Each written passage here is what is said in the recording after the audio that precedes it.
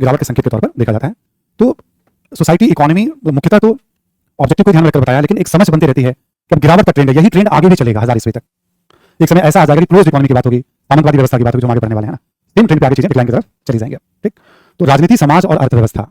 अब बात होगी गुप्तों की संस्कृति के बारे में। गुप्त युगीन संस्कृति। संस्कृति में हम पहली बात कर चुके हैं, हम लोग क्या क्या बात करेंगे संस्कृति में। ऑब्वियस है, एक स्थापत्य पे चर्चा होगी, ठीक है, साहित्य पहले हम लेंगे, फिर स्थापत्य लेंगे, फिर चित्रकला की बात कर लेंगे, मूर्तिकला और धर्म। ठीक है, साहित्य, स्थापत्य, चित्रकला, मूर्तिकला और धर्म, ये मेन है जिसपे हम लोग बात करेंगे।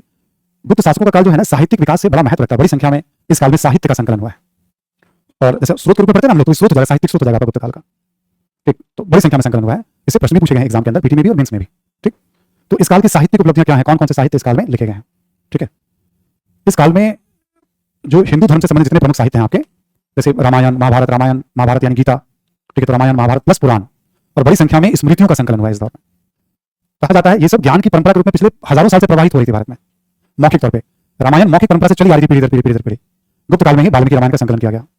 ठीक है, ऐसे ही जो महाभारत के बारे में कहा जाता है कि ये भी मौखिक परंपरा से हजारों साल से चला रहा था भारतीय समाज में, इसका भी संकलन गुप्त काल में हुआ पहली बार। ठीक है, इसको साहित्य के रूप में। पुराणों की परंपरा भी बहुत पुरानी है, 18 पुराण महत्वपूर्ण पुराण है। ठीक है, लास्ट में जब हम सोर्स की बात करेंगे तो हम एक बार हम कैटेगराइज करेंगे सबको, तब आपको सिस्टमेटिक तरीके से बताएंगे सब हम एक बार। अभी तो हम काल वही तरीके से पढ़ते जा रहे हैं हम लोग। ठीक, पुराणों के बारे में जैसे पुराण आख्यान होते हैं, मिथक होते हैं, सब थोड़ा बहुत एक्सप्लेन कर दूंगा आपको। तो हिंदू धर्म के पॉइंट ऑफ व्यू से देखेंगे आप तो बड़ा इंपॉर्टेंट है साहित्य का संकलन। उसी में विष्णु पुराण भी है ना, मतलब भागवत पुराण भी है, ये सब इसी दौर में संकलन हो रहा है। विष्णु पुराण, भागवत पुराण, गीता, महाभारत, ये सब बताता है कि वैष्णव धर्म का महत्व इस काल में बहुत तेजी से बढ़ा था गुप्त काल में। बौद्ध धर्म से संबंधित कुछ साहित्य भी संकलित हो रहे हैं। बट ऐसे देखो तो नाटक साहित्य के लिए बहुत चर्चित है काल, कालिदास के कारण, शूद्रक के कारण, विशाखदत्त के कारण और भास के कारण। 4 बड़े नाटककार इस दौर के हैं। इस काल में किताबों को संकलित बहुत सारे नाटक हैं। आप देखो तो महाकाव्य के दृष्टिकोण से भी तो कालिदास की 4 रचनाएं काव्य के दृष्टिकोण से, ऋतुसंहार, मेघदूत, रघुवंश, कुमार संभवम, है ना, ये सब किताबें भी तो लिखी गई हैं इस दौर में, तो ये भी इंपॉर्टेंट है। इसी दौर से संबंध है आर्यभट्ट का, वराहमिहिर का, धन्वंतरी का, वाघभट्ट का, ये सब विज्ञान के क्षेत्र में पहुंचे हुए नाम, बड़े नाम है। ठीक, ये जो धन्वंतरी इस काल में कल आपसे मैं बात कर रहा था, मैंने कहा था ये धन्वंतरी आयुर्वेद आचार्य है, चिकित्सक हैं। और ये जो अभी धनतेरस मनाया जाता है, मैंने कहा था कल एक बार कंफर्म करके बताऊंगा मैं, तो धनतेरस की परंपरा पुराणों से निकली है। ऐसा माना जाता है कि समुद्र मंथन में, जो समुद्र मंथन हुआ था, मतलब ऐसी परंपरा है, ठीक है, उसमें धनवंतरी जो है कलश लेकर प्रकट हुए थे। तो कलश को बड़ा शुभ माना जाता है, समृद्धि का प्रतीक माना जाता है, अमृत था उसमें। इसलिए बर्तन खरीदने की या कलश खरीदने की या कलश रखने की परंपरा दीपावली पे, बस इन्हीं धनवंतरी को विष्णु का वो एक अवतार भी माना जाता है, विष्णु का रूप माना जाता है, अवतार, ठीक है, विष्णु का रूप माना जाता है और देवताओं का चिकित्सक भी माना जाता है। तो धनवंतरी को समृद्धि का प्रतीक भी माना जाता है और चिकित्सक भी माना जाता है देवताओं का। तो एक जो धनवंतरी वो पौराणिक है, वो कहानियों में है, कभी हुए होंगे ये बताना मुश्किल, कब हुए होंगे। तो जो गुप्तकालीन धनवंतरी है, ये एक आयुर्वेद आचार्य, उन्हीं के नाम पे इनका भी नाम धनवंतरी है। ठीक, कल मैंने कहा था एक बार मैं देखता हूँ कि कभी कभी अखबार में आएगा। अच्छा, एक चीज और आपको जानकारी दे दूं मैं, अब क्लासेस वगैरह चली रही हैं, जब भी कोई त्योहार है तो उस त्योहार के बारे में आप देखिएगा अखबार में जानकारी रहती है। ठीक है, बहुत आपको डेप्थ में नहीं जाना उसके बारे में कि आप उसका अनुसंधान कर रहे हैं, लेकिन जैसे करवा चौथ आया मान लीजिए, है ना, तो करवा चौथ की परंपरा क्या थी, मतलब क्या है, 2-4 लाइन में, यदि आप अखबार में नहीं पढ़ पाते हैं तो कम से कम गूगल करके कोई 1-2 बात दिमाग में रखने की कोशिश करिएगा। क्या होता है रोजमर्रा के जीवन में भी हम बहुत सी चीजों को देख समझ सकते हैं, हम जब सवाल आते हैं उसके बाद हम प्लान करना शुरू करते हैं। जैसे अभी आप देखेंगे त्योहारों की पूरी श्रृंखला आने वाली है, धनतेरस होगा, पूरी दीपावली क्यों मनाया जाता है, ठीक है, तो दीपावली की बात आएगी, उसके बाद भाई दूज की बात आएगी, है ना, ठीक है, आप देखेंगे बिहार उत्तर प्रदेश में भी बहुत लोकप्रिय हो गया, छठ पूजा की बात आनी है, ठीक है, तो क्यों मनाया जाता है, इसमें बहुत सारे लेख आएंगे, व्हाट्सएप पे भी बहुत सारे ज्ञान की बातें होंगे, कुछ काम की बातें भी होती हैं उसमें।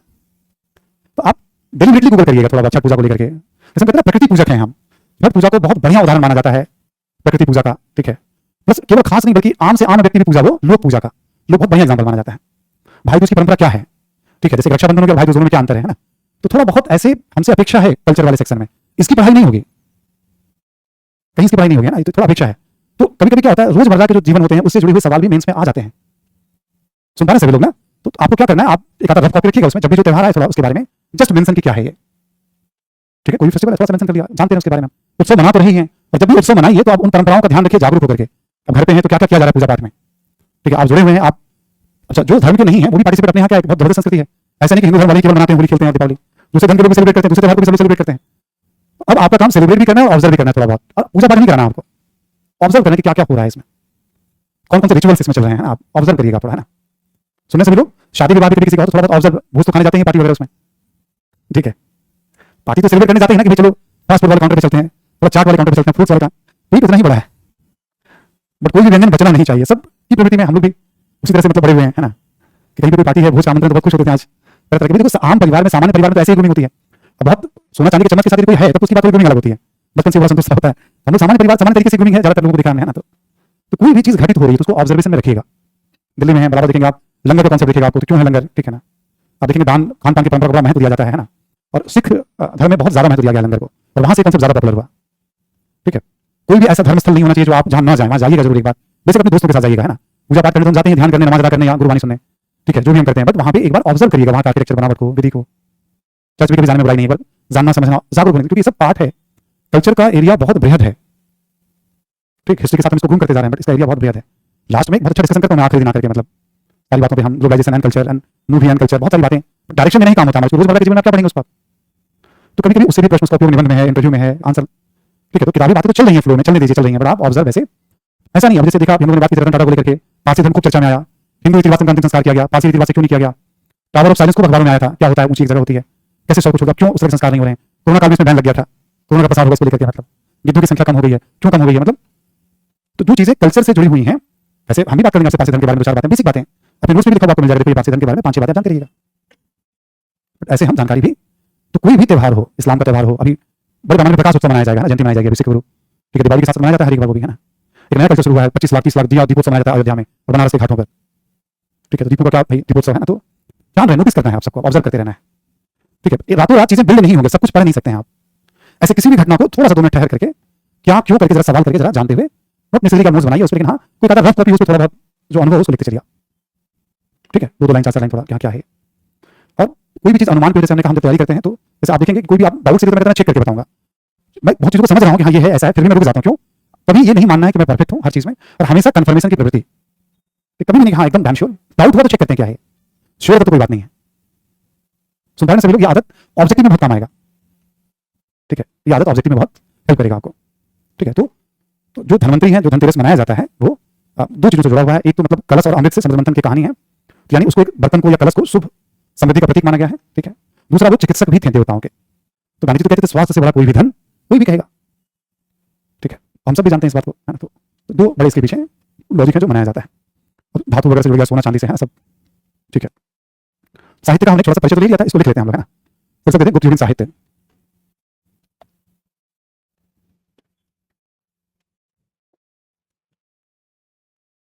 ठीक है। लिखें आप गुप्त युगीन साहित्य में, पहला लिखें आप धार्मिक साहित्य, धार्मिक साहित्य, ठीक है। धार्मिक साहित्य में लिखें आप ब्राह्मण धर्म या हिंदू धर्म। आपको मैं एक बार इन शब्दों के बारे में बता चुका हूं, सनातन, वैदिक, ब्राह्मण और हिंदू, ठीक है। दोबारा मैं फिर एक बार आपके दिमाग में रख देता हूं। भारत में प्राचीन काल में जैसे देखेंगे आप, हड़प्पा काल है या वैदिक काल है, तो जो प्राचीन पूजा पाठ की पद्धति चली आ रही है, साकार निराकार ईश्वर, ठीक है। जैसे अब वेदों के बारे में क्या कहा जाता है, उसमें जो भी बातें ज्ञान है सब ईश्वरीय ज्ञान है, ठीक है। ईश्वर ने उस ज्ञान को दिया है और बहुत सारे ऋषियों ने उसको डाउनलोड किया है। एग्जैक्ट ये नहीं कह सकते ज्ञान की परंपरा कब से है, अनादिकाल से है, जिसकी उत्पत्ति के बारे में हम नहीं बता सकते कब से है वो, जिसको क्या कहते हैं सनातन, ठीक। जिसके उत्पत्ति के बारे में, प्रारंभ के बारे में हम नहीं बता सकते कब से, तो सनातन वर्ड यूज करते हैं, तो ये वैदिक के लिए भी यूज हो जाता है सनातन, क्योंकि वैदिक ज्ञान के बारे में वो तो संकलन है, उससे पहले कब से हमें नहीं पता, ठीक। बट जब हम कहते हैं वैदिक धर्म, तो आप देखेंगे वैदिक धर्म में कर्मकांड वगैरह तो आ गए थे उत्तर वैदिक काल में, मैंने आपको लिखाया था, दान दक्षिणा कर्मकांड वगैरह सब आ गए थे, और उन सबका नेतृत्व ब्राह्मण समाज के लोग कर रहे थे। फिर भी आप देखोगे तो ऋग्वेद में बहुत सारी कुरीतियां आपको नहीं दिखेंगी, ठीक। तो सनातन यानी आप वैदिक परंपरा को सनातन भी कह सकते हैं बहुत आराम से, ठीक है। फिर ब्राह्मण धर्म, क्योंकि पूरी पूजा पाठ की पद्धति को नेतृत्व व्याख्या कौन कर रहे हैं, ब्राह्मण वर्ण के लोग कर रहे हैं। इसमें बहुत सारे कर्मकांड जुड़ जाएंगे, रिचुअल्स बढ़ते चले जाएंगे, कहानियां कर्मकांड, ठीक है। तो बाद वाले को देखो, पहले वाले को वैदिक और बाद वाले को पुराणों पर आधारित, धीरे धीरे क्या होगा, ब्राह्मण धर्म से संबंधित जितनी भी पूजा पाठ की पद्धति पुराणों पर आधारित चलती है। 2 तरह की धारा, एक वेदों पर आधारित दिखेंगे आपको, एक पुराणों पर आधारित दिखेंगे आप, पुराणोक्त या पौराणिक धर्म से कहा जाता है जगह, है ना। ये जो ब्राह्मण धर्म है गुप्त काल तक आते आते एकदम स्थापित हो जाएगा, और वही सब परंपरा आज ज्यादातर हिंदू धर्म में देखेंगे आप। तो जो सनातन परंपरा यहाँ प्रचलित थी, ब्राह्मण धर्म भी उसी का पाठ है, ठीक है, जो प्रचलित थी, उसी परंपरा को या वैदिक परंपरा को या ब्राह्मण परंपरा को हिंदू कहा जाने लगेगा। सबसे पहले तो ईरानियों ने सिंधु नदी को हिंदू कहा था, बट पूर्व मध्यकाल और मध्यकाल में यहाँ प्रचलित सभी परंपराओं को हिंदू कहा जाने लगेगा। ऐसे करके हिंदू धर्म सब पूर्व मध्यकाल और मध्यकाल में लोकप्रिय होगा, पहले वो सनातन, वैदिक और ब्राह्मण के रूप में चलता रहा। तो एक ही परंपरा, इसको हिंदू कहिए, ब्राह्मण कहिए, अलग अलग दौर को रिफ्लेक्ट करता है, ठीक। वैदिक कहिए या फिर आप सनातन कहिए, ठीक है, एक ही परंपरा है, ये शब्द अलग अलग दौर को रिफ्लेक्ट करते हैं, ठीक है। तो अब हम लोग बात करें ब्राह्मण धर्म या हिंदू धर्म से संबंधित साहित्य क्या क्या है, गुप्त काल में संकलित हुआ। लेकिन आप यहाँ पे रामायण, रामायण लिखेंगे आप, वाल्मीकि रामायण, है ना, एवं महाभारत, रामायण एवं महाभारत का संकलन गुप्त काल में हुआ, अब रामायण महाभारत को लेकर के एक आप देखेंगे विद्वानों के बीच अलग अलग तरह का दृष्टिकोण रहा है, ठीक है। अब रामायण के बारे में कहा जाता है कि भाई ये ऐतिहासिक घटना है या कुछ ऐसे माइथोलॉजिकल घटना, कुछ पुरानी कहानियां हैं। आमतौर पर माना जाता है कि दोनों तरह की बातें हैं इसमें, कुछ ऐतिहासिक घटना भी इसमें रही होगी मानव के विकास यात्रा से संबंधित, और समय के साथ साथ इसमें कुछ कहानियां भी जुड़ गई होंगी, क्योंकि जब संकलन करते हैं ना हजारों साल के बाद, तो उस दौर की बातें भी इसमें जुड़ती चली जाती हैं। इतिहास को समझने में बहुत उपयोगी है। बाकी रामायण के बारे में यदि थीम की बात करें हम लोग, तो आप इसमें देखेंगे कि सत्य और असत्य पे इसमें बहुत ज्यादा बल है, परिवार प्रथा पे बहुत ज्यादा बल है, ठीक है। रामायण में क्या देखेंगे, परिवार प्रथा, बड़ों का सम्मान, पिता ने कह दिया तो बेटा जो है 14 वर्षों के लिए वनवास पे चल रहे हैं, छोटे भाई को शासन मिला तो नहीं हम शासन नहीं करेंगे, बड़े भाई ही शासन करेंगे, है ना। तो परिवार प्रथा पे, अनुशासन पे, सत्य असत्य पे बहुत ज्यादा बल है। महाभारत में देखेंगे अब सत्य असत्य की बात इसमें भी हो रही है, बट आप इसमें देखेंगे सत्ता को लेकर के संघर्ष पे बहुत ज्यादा, वो भी भाइयों के बीच, सत्ता संपत्ति आप ऐसे कह दीजिए आप, है ना। व्हाट्सएप पे मैं कहीं पढ़ रहा था कि जहां परिवार और समाज के लिए त्याग किया जाए, राष्ट्र के लिए त्याग किया जाए, वो रामायण है, और जहां दूसरों की चीजों को भी हड़प लिया जाए वो महाभारत है। व्हाट्सएप पे मैं कभी पढ़ रहा था, हमने कहा कभी व्हाट्सएप बहुत सटीक ज्ञान आता है कि जहां परिवार समाज और राष्ट्र के कल्याण के लिए आप त्याग करते हैं, सब कुछ छोड़ते हैं आप, वहां से रामायण की शुरुआत होती है, और जहां सब कुछ आप हड़प लेते हैं वहां से महाभारत की शुरुआत होती है, दूसरों का हक छीन लेते हैं, ठीक है। तो संकलन हुआ है, तो आप इसको पूरी तरह से ये नहीं मानेंगे कि काल्पनिक है। महाभारत के बहुत सारे प्रमाण मिल जाते हैं, रामायण से संबंधित घटनाओं के बारे में भी प्रमाण हमें मिल रहे हैं, और अनुसंधान की जरूरत है कि उस दौर में और क्या क्या हुआ होगा। केवल कल्पना के दम पे कहानियां नहीं चलती हैं, लेकिन 1500, 2000, 3000 सालों में क्या होता है, वर्षों में जब मौखिक परंपरा से चल रही है तो कुछ ना कुछ कहानियां भी इसमें जुड़ती, जिस रूप में हमें प्राप्त होता है। तो दोनों तरह से ऐतिहासिक पक्ष भी है इसका और कुछ काल्पनिक पक्ष भी है इसका। जैसे महाभारत से गीता का संबंध है, और गीता के बारे में भी कहा जाता है जैसे उपनिषदों का, वेदों का सारांश है वो। आपको वेद और उपनिषद नहीं पढ़े तो गीता पढ़ लीजिए आप। गीता का संबंध केवल धर्म, वहां पात्र हैं कृष्ण अर्जुन वगैरह, बट जो ज्ञान की बातें उसमें की गई है, पूरे जीवन का निचोड़ है कि जीवन में क्या होने वाला है, जीवन कैसे जीना चाहिए, ठीक है। पूरे जीवन का निचोड़ माना जाता है एक तरह से गीता को। तो अब तक जो बौद्धिक विकास रहा है भारत में प्राचीन काल में, उसका सारांश माना जाता है उसको। एक अच्छा खासा दृष्टिकोण है गीता को लेकर, ना, तो वो भी इसमें आप। तो संकलन यानी किताब के फॉर्म में पहली बार कब आया ये, तो गुप्त काल में, ठीक है। आप पुराणों का संकलन,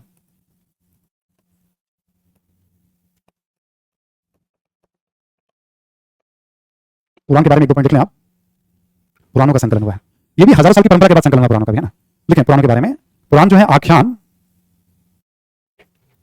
ठीक है। आख्यान का मतलब होता है कहानियों के माध्यम से कोई बात समझाना, ठीक है, स्टोरी टेलिंग, है ना। स्टोरी के माध्यम से कोई बात समझाया जाए, ठीक है। आख्यान, मिथक, मिथक मतलब हो गया जैसे धर्म है या इतिहास है या संस्कृति से संबंधित, ठीक है, कहानियां, है ना। मिथक हो गया तरह से धर्म, इतिहास इत्यादि से संबंधित कहानियां। तो पुराण क्या है, आख्यानों एवं मिथकों का संग्रह है। पुराण क्या है, आख्यानों एवं मिथकों का संग्रह है, ठीक है। मैं फिर रिपीट कर दे रहा हूं, कहानियों के माध्यम से कोई चीज बताना, ठीक है। तो पुराण में कहानियों के माध्यम से किसी भी बात को समझाया जाएगा। ऐसे ही पुराण की बात हम कर रहे हैं, मिथक से भरे पड़े हैं, कोई ऐतिहासिक पुरुष पे, कोई राजवंश पे, या धर्म से संबंधित बहुत, मतलब प्रेम त्रिदेव हैं, देवी से संबंधित, ठीक है ना। तमाम तरह की कहानियां, कहानियों के माध्यम से आम लोगों तक अपनी बातों को पहुंचाना। सत्य का हिस्सा हो सकता है, सत्य का हिस्सा वो नहीं भी हो सकता है। हर धर्म में मिथक प्रचलित होता है, हर धर्म की प्राचीनता को बताने के लिए बहुत सारे मिथ क्रिएट किए जाते हैं उसमें, मिथक भी। सत्य का अंश भी हो सकता है और सत्य का अंश नहीं भी हो सकता है। तो पुराण क्या बेसिकली हिंदू धर्म में आख्यान और मिथकों का संग्रह है, ठीक। लेकिन आप 18 पुराण हैं,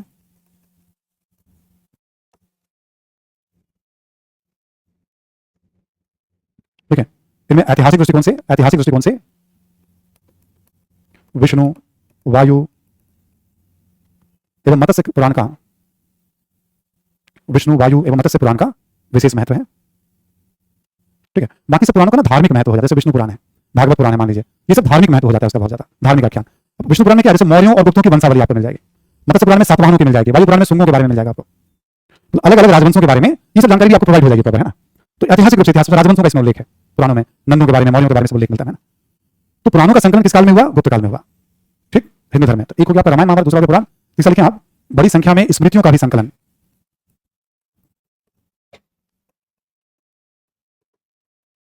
जैसे नारद, बृहस्पति, याज्ञवल्क इत्यादि, नारद स्मृति, बृहस्पति स्मृति, याज्ञवल्क स्मृति इत्यादि। हाँ, उपनिषद में कहानियां नहीं है, कहानियां भी और नहीं भी हैं, दोनों बातें, ब्राह्मण ग्रंथों में कहानियां हैं, ठीक। नारद, बृहस्पति, याज्ञवल्क, ठीक है, इत्यादि, और भी स्मृति लिखी गई है ना, विष्णु स्मृति भी है ना।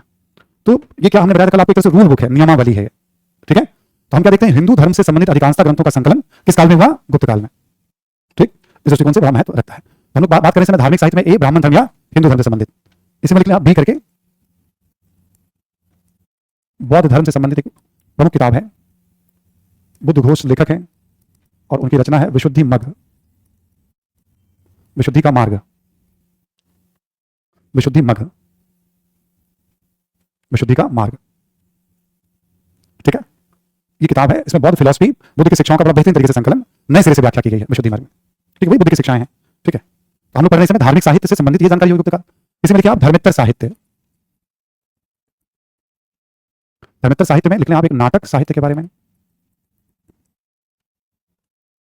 नाटक साहित्य के बारे में। भास, ऐसा माना जाता है इन्होंने 13 नाटक लिखे थे, है ना, 13 नाटक लिखे थे भास, ठीक है, 13 नाटक हैं। एक दो का नाम लिख लें आप, स्वप्न वासवदत्ता